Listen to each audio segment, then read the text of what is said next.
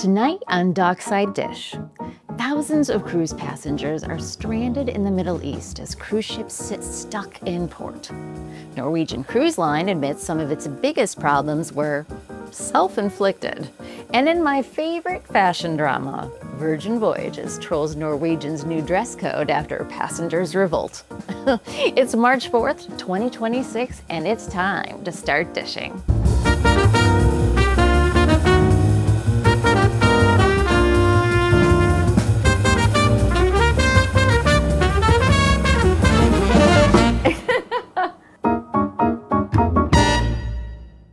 So we're going to start tonight with a story that shows just how quickly cruise travel can change when something happens in the world.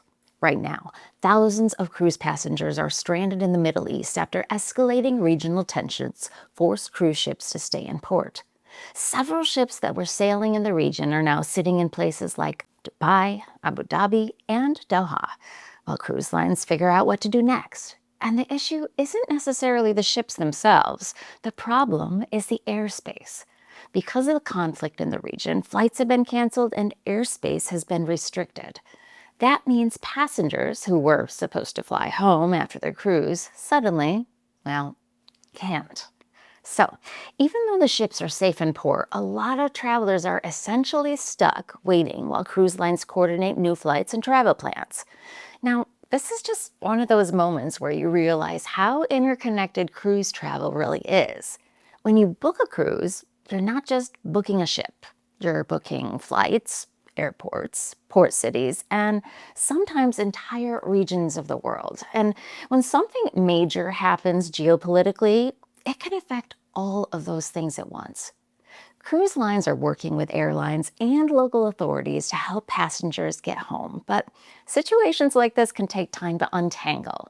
And while these kind of disruptions are rare, they're a reminder that travel, especially international travel, always comes with some unpredictability. Now, when we talk about cruising, we usually focus on the ships, the destinations, the experiences, but sometimes the world outside the cruise industry can change things overnight. And in this case, thousands of passengers are seeing that play out in real time. And our hearts are with them. And speaking of cruise lines dealing with challenges, Norwegian Cruise Line is having a bit of a moment right now.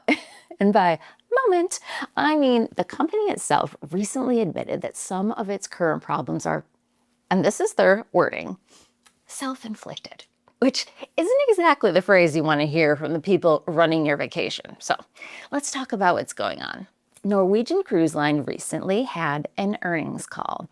And during that call, executives acknowledged that some of the company's recent struggles were, again, their words, self-inflicted wounds.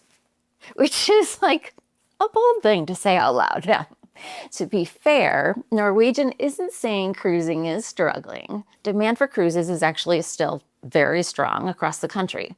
But Norwegian specifically has had a few things not go exactly according to plan. Some of the issues they pointed to includes expanding too quickly in certain markets and rolling out experiences that maybe weren't fully ready yet. There have also been complaints from passengers about pricing, value, and some of the changes happening on board. And when you combine all of that, the company admits it created some challenges that they're now trying to fix. Now, this is interesting because Norwegian built its entire brand around something called freestyle cruising, which basically meant relax, no rules, no strict schedules, no dress codes, just vacation. And for a long time, that idea really worked. But lately, some passengers have started wondering if Norwegian is slowly drifting away from that identity. And when a brand starts changing the thing that made people love it in the first place, well, people notice. And sometimes they push back. Which segues right into our next story. Because Norwegian just tried to roll out a new dress code policy on their ships. Let's just say the internet had thoughts. But the most entertaining response didn't come from the passengers at all. It came from another cruise line, Virgin Voyages. And the way they handled it, honestly, mwah, chef's kiss. So, if you follow cruise news even a little bit, you may have seen the internet absolutely losing its mind over a dress code. Yes, a dress code. And this week, the drama involves Norwegian Cruise Line. Now, like I mentioned before, Norwegian has always marketed itself as the cruise line with freestyle cruising, meaning no rigid schedules, no formal nights. I mean, if you don't want them, I kind of do. And generally a pretty relaxed attitude about what you wear. Basically, the whole vibe was simple. You're on vacation, relax. But recently, Norwegian quietly updated the dress code for some of its specialty dining restaurants. And the change was pretty simple, but people noticed immediately. The change impacted only certain upscale restaurants on board, including Cagney Steakhouse, Le Bistro, Palomar, Ocean Blue, Onda, and the Haven Restaurant. Norwegian said guests could no longer wear shorts or flip-flops. They also reinforced bans on things like tank tops, hoodies, ripped jeans, and baseball caps. Now, from the cruise line's perspective, the goal was to create a slightly more upscale dining atmosphere in those venues, which, okay, yeah, makes sense. But passengers had a slightly different reaction because when you're sailing in the Caribbean or the Mediterranean and it's 85 degrees outside with a lot of humidity, being told you suddenly need long pants to eat dinner didn't go over too well. Social media lit up with longtime Norwegian cruisers saying the rule contradicted the freestyle philosophy. Some guests even said they might reconsider sailing with the line because the new rules felt a little anti-freestyle. And then, just to make things even more entertaining, another cruise line jumped into the conversation. Virgin Voyages. Now, Virgin is pretty proud of its come as you are vibe. So they sent out a message that was a little, well, cheeky. Virgin said, after extensive internal discussions, we have unfortunately been able to ban open-toed footwear in our restaurants. Attempts to prohibit hoodies and baseball caps have also completely failed. Tragic. They reminded everyone that on Virgin ships, the dress code is simple. Wear something. Wear shoes. Your style is your style. Dress up, dress down, just dress. And they signed the message with love and zero dress code. Which is honestly a masterclass in trolling. Now, here's where the story gets even better. After the backlash from passengers, Norwegian has already started walking some of the changes back. The cruise line clarified that shorts and casual footwear are still allowed in most restaurants, and that the stricter rules mainly apply to just certain specialty venues, which honestly sounds a lot like the original policy. Talk about a full circle moment of poof. So the dress code drama may be calming down for now, but the bigger takeaway here is this. Cruise fashion is apparently still a very serious topic. And if you mess with people's vacation wardrobe, the internet will absolutely notice. Before we get to our final story, welcome to the very first episode of Dockside Dish. This is our new weekly cruise news show where we break down the biggest stories happening in the cruise world. The good, the chaotic, and the ones that make you wonder what people were thinking.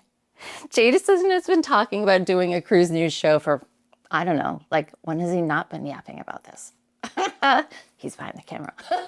Apparently his master plan was to come up with the idea and then put me in front of the camera, which honestly, well, feels pretty on brand. So if you enjoy cruise news with a little fashion, a lot of personality, just a hint of drama, make sure you subscribe and give the video a like and come back every week for a fresh serving of Dockside Dish. And as a Treksio family side note, we are a soldier town. Our son Davis was living his best life, being the star of his flag football team, and fell and broke his arm pretty seriously over the weekend. So sending some good juju. Being a really active teenager, suddenly having like serious physical restrictions just isn't cool nor fun. But all right, let's get to our final story. And this one is actually a really good reminder of something people sometimes forget about cruise ships. They're not just floating hotels. They're also part of a long maritime tradition of helping people in trouble at sea. Recently, the Regal Princess diverted course after receiving a distress call from a small boat in trouble. 4 people were stranded in open water. The crew responded and safely brought them on board the ship. Passengers watched the rescue unfold from the decks, and once the 4 people were safely on board, guests actually cheered, which, I kind of love, because cruise ships, may be about vacations, buffets, shows, but when something like this happens, the priority immediately shifts to helping people. International maritime law requires ships at sea to assist vessels in distress whenever they can safely do. So cruise ships regularly respond to calls like this. Now, sometimes it's helping sailors, sometimes it's rescuing migrants, and sometimes it's assisting other boats that have run into trouble. And while it may interrupt an itinerary for a few hours, it's also one of those moments that reminds you the ocean still has rules. One of the most important ones is simple. If someone needs help, you stop and help them. And I personally think that's a great rule for life in general. Thankfully, in this case, the rescue was successful and everyone involved was brought to safety. And honestly, that's a pretty great way to end the week. Now, that's it for this week's Dockside Dish. And if you enjoyed the show, make sure you like, subscribe, and come back next week for the latest cruise news. I'm Michelle. And until next time, keep cruising and save the drama for the dock. If you missed our Alaska cruise vlog where I talked Jason into buying a $280 crab dinner in Juneau, you can watch that right here.